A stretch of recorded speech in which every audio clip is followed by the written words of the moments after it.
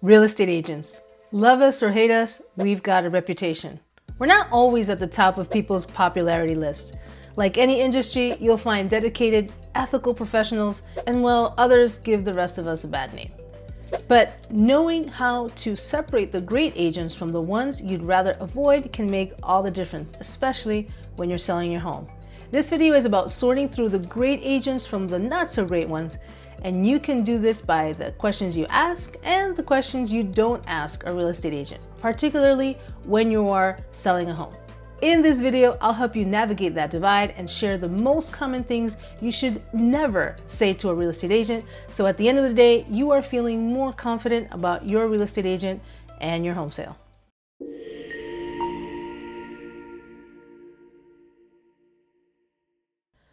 Let's start off with one of the most common things told to real estate agents, especially during a listing presentation. I'm not in any rush to sell, or I'm not going to sell unless I get X amount for the sale, or you tell your agent you just want to test the market. Why shouldn't you say this?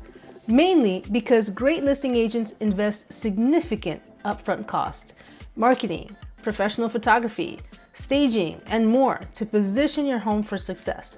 Telling the selling agent there's no urgency, or you just want to test the market, or you're being an unrealistic seller sends the message that your listing doesn't need to be a priority, and it can especially tell the agent that representing you is probably not something the agent wants to waste their time on. And any good agent isn't going to upfront these costs for a seller that's not sure if he wants to sell or not. Think about it. If you're not in a rush, it's easy to assume you're okay with your home sitting on the market indefinitely. And a good agent is not interested in just having listings. They want their listings to sell because at the end of the day, a real estate agent sells homes. We don't just list them. If you're bringing in real estate agents and interviewing them, chances are you are serious about selling a home. A better approach is to think of hiring an agent as bringing them onto your team. For that, you have to come up with a sales and marketing plan. How is this professional going to help me to land a buyer and help me to do so with the best terms and price?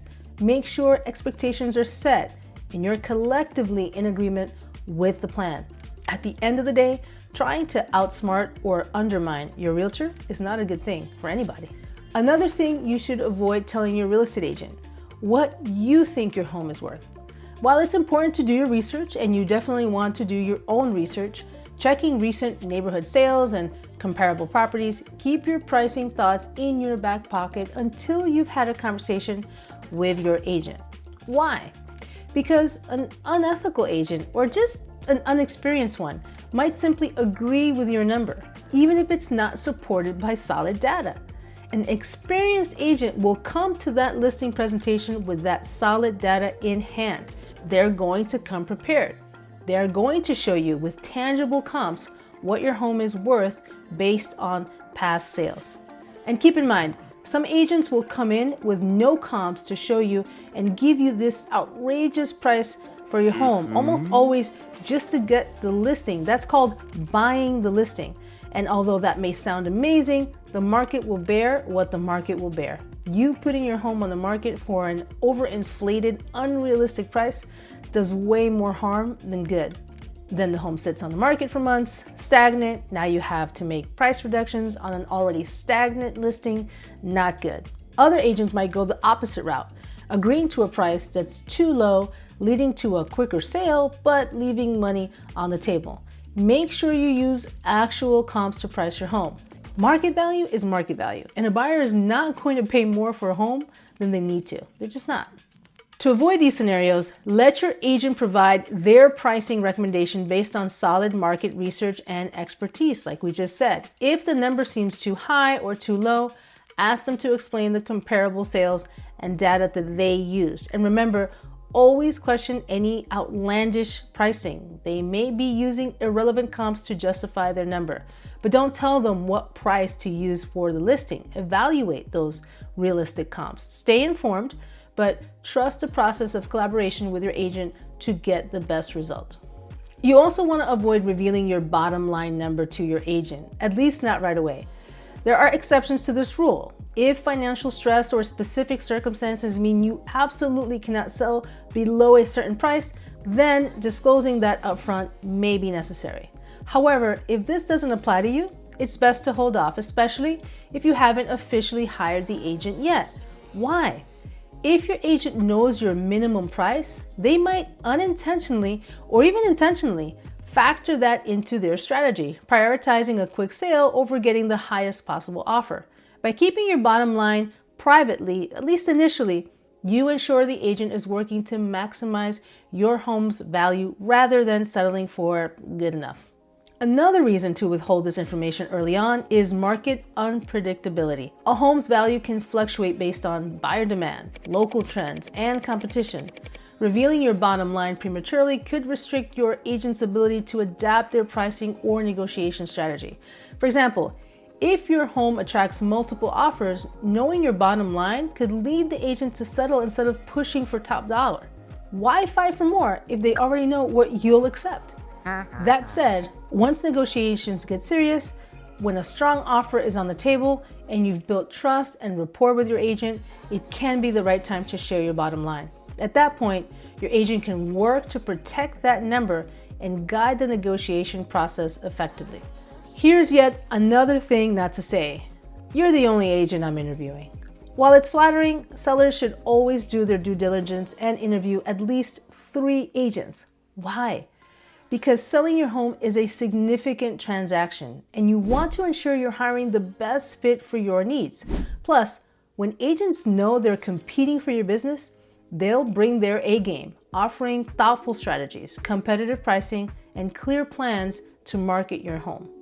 Another reason, if an agent knows they have no competition, they may not feel the need to go above and beyond. Competition drives excellence. You don't need to disclose who else you're interviewing, just let each agent know you're considering other professionals and will decide after all presentations. This approach ensures you'll see what each agent offers and give you confidence in your choice. Another question to avoid asking your agent is, what is the listing timeframe?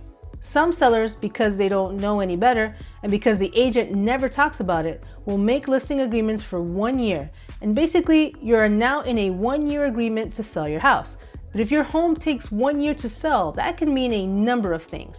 More than likely, your home is priced way off what the market dictates. So I would say that on average, a listing agreement is often set for 6 months. But a 3-month time frame is usually more reasonable and more realistic. A 3-month time frame allows your agent enough time to implement those marketing strategies, hosting open houses, generating traffic, while it also gives you a chance to evaluate the agent-seller relationship.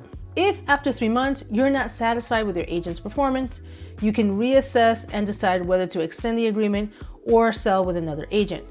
I think a 3-month listing also puts a little bit of pressure on your agent as well to get this done. In this 3-month time frame, if your agent is in fact hustling to sell your home and working hard and you're happy with their hustle, you will most likely extend that listing agreement. Remember, you're not necessarily locked into the contract. Most agreements include provisions for early termination.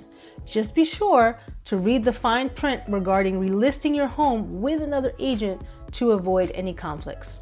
Another reason to avoid this question: no one can predict with certainty how quickly a home will sell. It could be a week, or it can be a month, or it could be more. What if there is an unforeseen issue? What if the home goes under contract, but at the end of the day, the buyer can't close? There are countless factors at play, from market conditions and pricing to buyer demand and seasonality. Instead of fixating on a specific time frame, focus on the agent's strategy for pricing, marketing, and generating buyer interest within that reasonable listing period. This approach gives you a clearer understanding of how they plan to sell your home without creating unnecessary pressure or unrealistic expectations. By the way, the average days on market on my listings are 10 days. Yep, 10 days average from hitting the market to under contract.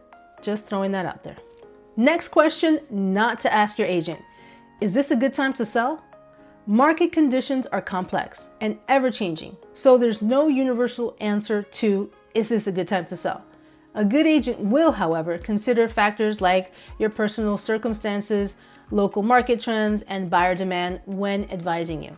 The right time to sell isn't just about the market, it's about your unique goals and situation. Asking this question also might lead to oversimplified answers or generic advice. Instead, focus on specifics like your current situation and all its variants, the current demand in your micro area, comparable sales, and how your home's unique features fit into that market. This will give you actionable insights rather than vague generalizations. A good agent will not answer that question unless they understand fully what your current circumstances are. I've been on countless listing appointments where I could clearly perceive the timing wasn't right for these particular sellers. Maybe they wouldn't have broken even after a sale of the home and wouldn't have had any money left for another purchase.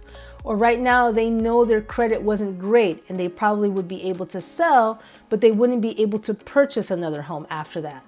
There are some circumstances where it will not be advantageous for a seller to sell. Maybe as a seller, that's not what you want to hear, but a good agent will put your interests before themselves. A better approach is to use the agent as a consultant of sorts. What I do is once we establish whether or not you want to sell, if they want to purchase a home after a sale, I put them in touch with a lender. And the lender will be able to get comps from me on a possible sale price and see how much they owe and run the numbers for a possible purchase. It's a great exercise because you are running numbers before you execute a sale. You don't want to sell and then find out that you can't buy. An unethical agent will insist you sell with them even when the writing is on the wall. So if you are ever feeling pressure from an agent to sell, it's probably not the agent for you. Make sure you trust your gut when it comes to picking your agent. Remember, you as the seller are way more in control of your home sale and home purchase, more than your agent is. Another mistake to avoid, telling your agent they already got the listing before they finish their presentation. I already know you're my agent. You don't have to finish your spiel. Even if you're confident they're the right choice, perhaps they came highly recommended, it's crucial to hear them out. Let them complete their presentation so you fully understand what they're offering. Let them explain to you what they are going to do for you. What does their fee include? What's their marketing strategy? Make sure that everything this agent is promising that he or she is going to deliver on gets to that listing contract. If they're promising you that staging is included, make sure that it's in that listing contract. Don't make assumptions of what you think they're going to do or on the fact that you just like the agent. If they're promising you open houses every single weekend, make sure that's in the contract too. When will you get updates from them? Will there be brochures or flyers, or what do they look like? Can you show me what your past listings look like on the internet? Is there going to be a professional photographer? Review the listing materials they provide. Carefully evaluate the comps and data they leave behind. Take the time to digest all the information and make your decision based on a clear understanding of their scope of work. Rushing the process could mean missing out on key details that are vital to a successful sale. And make sure you do this with all of the agents that you interview. Selling your home is a significant decision, and knowing how to navigate conversations with your agent can make all the difference. By being mindful of what you say and asking the right questions, you're setting yourself up for a smoother, more successful sale. Now, there are things that you don't want to say, and then there are things you should absolutely say, this time to potential buyers of your home. Disclosing defects, disclosing things legally required by law to be disclosed. Not telling your agent and buyers everything they need to know or keeping things from buyers could lead to lawsuits. Keeping latent defects a secret from a buyer can get you into a world of trouble. What are some of those things that you should absolutely tell your agent and buyers if you are selling? For more on that, I encourage you to see the next video you see right here. Thanks for watching. My name is Wanda Zelaya. I'm a real estate agent in Maryland, specializing in Montgomery County and its surrounding areas, helping both buyers and sellers and empowering them with useful information on all things real estate. If you've liked what you've seen so far, make sure you click here and subscribe to the channel. I'll see you on the next video.